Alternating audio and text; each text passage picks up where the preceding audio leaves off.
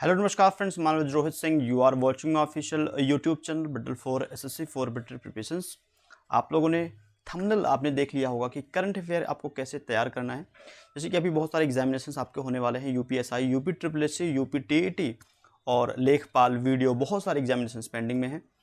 और एसएससी के बहुत सारे एग्जाम्स हैं, रेलवे के ग्रुप डी एग्जाम्स हैं। तो उन सभी एग्जाम्स को में ये क्या है, सारे वनडे एग्जामिनेशंस हैं। लगभग इसमें जो क्वेश्चन आता है बिल्कुल स्ट्रेट क्वेश्चन आता है, सीधा सीधा क्वेश्चन पूछ लिया जाता है बस। यूपीपीएससी, बीपीएससी एंड यूपीएससी में डेप्थ क्वेश्चन पूछता है। कोई भी करंट अफेयर है ना, उसके डेप्थ नॉलेज आपको होना चाहिए। और वनडे एग्जामिनेशंस में आपको टू द पॉइंट, बिल्कुल सटीक क्वेश्चन पूछा जाएगा और उसका सही से आपको जवाब देना होता है। और हम लोग क्या करते हैं, हम लोग वनडे एग्जामिनेशन की प्रिपरेशन करवाते हैं और आप लोग कर रहे हैं। तो अगर आप लोग करते हैं ना, तो आप लोग एक चीज़ नोटिस करेंगे, आप लोग 2-2 घंटे 3-3 घंटे करंट अफेयर की वीडियोस देखते हैं। और आप कहते हैं, आपका अवधारणा है कि उन सर के क्लासेस में ना बहुत मज़ा आता है, 2 घंटे 3 घंटे निकल जाते हैं, पता भी नहीं लगता है। लेकिन आपको शायद ये नहीं पता कि उसका आउटपुट कितना आपका आता है। अगर आपका आउटपुट नहीं आ रहा है तो उसको आप एनालाइज कीजिए और उसके बाद इस तरीके से करंट अफेयर तैयार कीजिए और फिर एग्जामिनेशन में जाइए। और अगर क्वेश्चन ना बने फिर आके कमेंट करना कि हाँ भाई क्वेश्चन नहीं बना इस तरीके से। तो ये जो मैं तरीका बताने जा रहा हूँ बिल्कुल टू द पॉइंट रहेगा और बहुत कारगर रहेगा उन विद्यार्थियों के लिए जो कि सीरियस हैं। जो कि सीरियस नहीं है, अभी वीडियो छोड़कर आप जा सकते हैं, ठीक है। तो अंत तक सिर्फ वो देखो जो अच्छे से करंट अफेयर तैयार करना चाहते हैं और अच्छा मार्क्स गेन करना चाहते हैं, और खाली मज़ा के लिए क्वेश्चंस नहीं करना चाहते हैं कि भाई 3 घंटे 4 घंटे करंट अफेयर कर रहे हैं। वो टाइम जो आप उसमें यूटिलाइज़ कर रहे हैं उसको सही जगह यूटिलाइज़ कीजिए। अगर आपका मैथ वीक है, इंग्लिश वीक है, करंट अफेयर अगर आपका जीएस वीक है, तो उसमें दीजिए। करंट अफेयर के जो भी टाइम आप इसमें कंज्यूम कर रहे हो उस टाइम को उसमें आप कन्वर्ट कर दीजिए, ठीक है। तो ये एक तरीका हो सकता है। ये जो क्वेश्चंस मैंने लिखा, ये क्वेश्चन पूछा जाता है मेरे से कमेंट में। बहुत सारे ढेरों सारे कमेंट्स आते हैं कि करंट अफेयर की तैयारी कैसे की जाए एक अच्छी तरीके से जिसमें मार्क्स गेन किया जाएगा। और हमें क्या डेली करंट अफेयर पढ़ना चाहिए। देखो, मैंने वही चीज़ आपको बताया, अगर आप वनडे एग्जामिनेशन की प्रिपरेशन कर रहे हैं तो डेली करंट अफेयर पढ़ने की ज़रूरत नहीं है। हाँ, वीकली करंट अफेयर पढ़ सकते हैं जिसमें हम इंपॉर्टेंट क्या कहते हैं पॉइंट को नोट डाउन कर सकते हैं। हम लोग पीडीएफ के पीछे पढ़ते हैं, पीडीएफ के पीछे मत पढ़िए। एक कॉपी लीजिए, रफ लीजिए, उस पर लिखिए इंपॉर्टेंट क्वेश्चंस को और उसको मल्टीपल टाइम्स रिवाइज कीजिए करंट अफेयर को, जो कि आपके एग्जाम में आने वाले हैं। आपको पता भी होना चाहिए कि आपके एग्जाम में क्या आने वाला है, क्या नहीं आने वाला है, और क्या करें, कौन सा क्वेश्चन याद करें, कौन सा क्वेश्चन नहीं याद करें। जब तक ये नहीं करेंगे मार्क्स गेन नहीं होगा। आइए बात करते हैं प्रमुख टॉपिक। जो टॉपिक है बहुत ही इंपॉर्टेंट है, ठीक है। तो इन टॉपिक्स को करने के लिए सबसे पहले आपको क्या करना होगा, पुरस्कार और अवार्ड। आप लोग जानते हैं, साहित्य award, Nobel award, Bharat Ratna award, ठीक है, पद्मश्री, और अभी नेशनल अवार्ड मिला हुआ है, फिल्म नेशनल अवार्ड्स। ये सारे अवार्ड्स क्या होता है, इंपॉर्टेंट है, एग्जाम में सीधे सीधे पूछ लिया जाता है। तो कौन जीता, ठीक है, सब कुछ याद होना चाहिए आपको। कॉपी पे नोट कीजिए, पीडीएफ के भरोसे मत रहिए। मैं दोबारा कह रहा हूँ, आप लोग पीडीएफ डाउनलोड करते हो उसके बाद दोबारा लख कर नहीं देखते हो कि पीडीएफ आपको कितना आपने कलेक्ट कर रखा है। तो कॉपी पे नोट डाउन कीजिए। सेकेंड पॉइंट है जो खेल संबंधित, जैसे अभी विजय हजारे हुआ तो इसमें कौन जीता, कौन उपजीता है, ठीक है, मैन ऑफ द सीरीज कौन पाया, वो सारी चीज़ें जानकारी। युद्ध अभ्यास, जो ये पॉइंट दिख रहा है आप, युद्ध अभ्यास, तो आप लोग जानते हो भारत का युद्ध अभ्यास करता रहता है, हर एक कंट्री से करता रहता है। तो ये क्वेश्चंस कई सारे एग्जाम्स में देखा गया है कि यहाँ से क्वेश्चन बनता है युद्ध अभ्यास से। सूचांक और इंडेक्स, ठीक है, तो इंडेक्स से क्वेश्चन बहुत ज़्यादा बनता है, इसलिए इंडेक्स पे बहुत ज़्यादा फोकस आपका होना चाहिए और सारे इंडेक्स को याद होना चाहिए, आपके फिंगर टिप पे होना चाहिए। ऐसा नहीं कि कोई भी सूचांक आप भूल रहे हैं।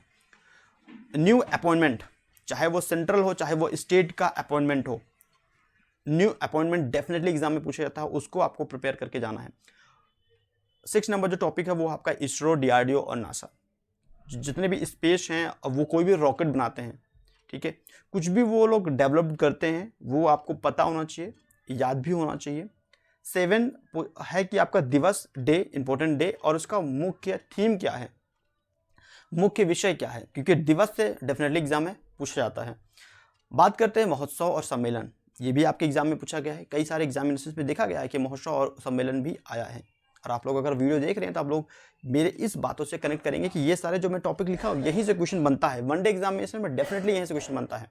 बुक्स एंड ऑथर सबसे इंपॉर्टेंट है। कोई भी करंट का बुक्स लॉन्च किया किसी फेमस पर्सनालिटी ने, वो आपको याद कर लेना है, ठीक है।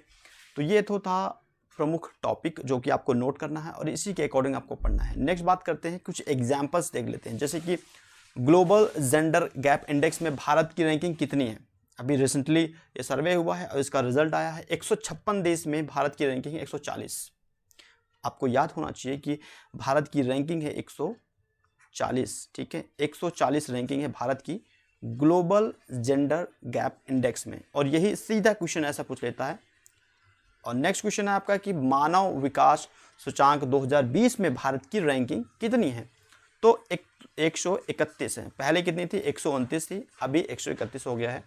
फर्स्ट कंट्री कौन है मानव विकास सूचांक में? तो नॉर्वे। नॉर्वे आपका फर्स्ट कंट्री है। तो इसमें याद क्या करना होता है? फर्स्ट याद करना होता है कि कौन सी फर्स्ट कंट्री है, कोई भी इंडेक्स का फर्स्ट कंट्री, और या फिर लास्ट कंट्री, या फिर भारत की रैंकिंग कितनी है। ये 3 टॉपिक इसमें से निकल के आता है जो आप लोगों को याद करना है, ठीक है। ग्लोबल हैप्पीनेस इंडेक्स में भारत की रैंकिंग कितनी है? 149 कंट्री के सर्वे में रैंकिंग भारत की जो है 139 है, बिल्कुल पुअर रैंकिंग है। और सबसे फर्स्ट कौन है, कौन सी कंट्री है जो कि सबसे ज़्यादा खुशहाल है? तो वो है फिनलैंड। तो फिनलैंड सबसे खुश है भाई, और हम लोग दुखी रहते हैं, ऑब्वियसली इसी बात है। तो 139 हमारी रैंकिंग है। एंड ये आपको याद होना चाहिए। ये तो एक एग्जाम्पल के तौर पर है कि मैं आपको बता रहा हूँ कि किस तरीके से आप सभी इंडेक्स को लिखेंगे और राइट डाउन करेंगे, उसको नोट करेंगे और उसको बार बार रिवाइज करेंगे। एक एग्जांपल और, जैसे मैंने आपसे विजय हजारे जो अभी ट्रॉफी हुआ था, तो उसमें विजेता कौन है? तो विजेता मुंबई है या उत्तर प्रदेश है? तो उत्तर प्रदेश आपका उप विजेता है। और इस ट्रॉफी को कौन जीता? तो यह आपका मुंबई, ठीक है। तो मुंबई ने विजय हजारे ट्रॉफी जीत लिया है और उत्तर प्रदेश आपका उप विजेता बना, ठीक है। तो ऐसे टॉपिक्स आपको याद रखने हैं। नेक्स्ट बात करें न्यू अपॉइंटमेंट। तो एक एग्जांपल के तौर पे लेते हैं, जैसे सीआरपीएफ के महानिर्देशक हैं कुलदीप सिंह, जो कि अभी न्यू अपॉइंटमेंट किए गए हैं। तो याद होना चाहिए सीआरपीएफ के महानिर्देशक कुलदीप सिंह। और रेलवे बोर्ड के चेयरमैन और सीईओ बनाए गए हैं। किसे बनाए गए हैं? पहले कौन थे? वीके यादव। बट अभी बहुत सारे बच्चे वही याद रखेंगे, क्योंकि जैसे मैं कुछ सर्वे करूंगा ना, अपने चैनल पर सर्वे करूंगा, बहुत सारे बच्चे कहेंगे वीके यादव, क्योंकि उनको पता ही नहीं कि सुनीत शर्मा बन गए हैं, अपडेटेड नहीं है। तो सुनीत शर्मा रेलवे बोर्ड के चेयरमैन और सीईओ हैं, ठीक है। नेक्स्ट ये दो क्या है भाई? विराट चंद्रा और ऋत्विका श्री कौन है?